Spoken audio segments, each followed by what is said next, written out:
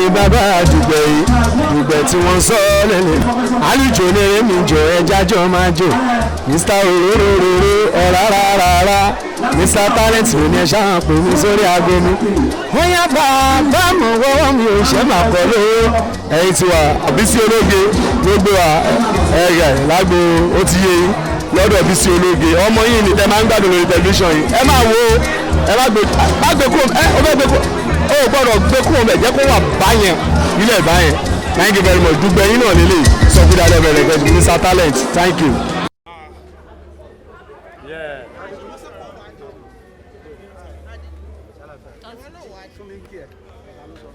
Bro, you don't need that. I came because of him from Abeokuta. Ibrahim Chatta, and we're having my party today, and you can see my friend here.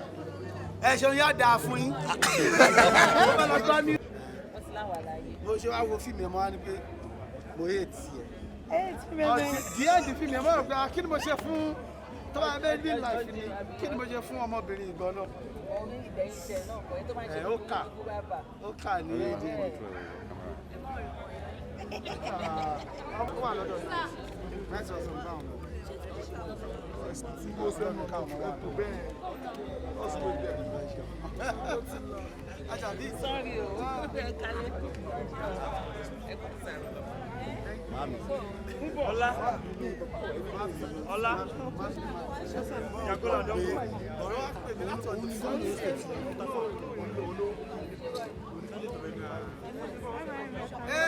Busayo. Iyola. Agolo aje kiyola. Agolo aje kiyola. Bisi. Àwọn fẹ́ ṣépè fún ẹ. Ẹni bá ṣe analysis fíìmù ẹ. Ó ní pé obìnrin ó ṣàsọ̀rọ̀ gan gbogbo rẹ̀ ni pé káwọn ọkùnrin ṣọ́ra fẹ́ yóò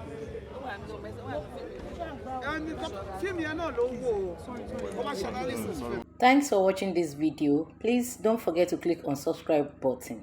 Kindly comment and share. We drop new videos daily. Thank you. God bless you.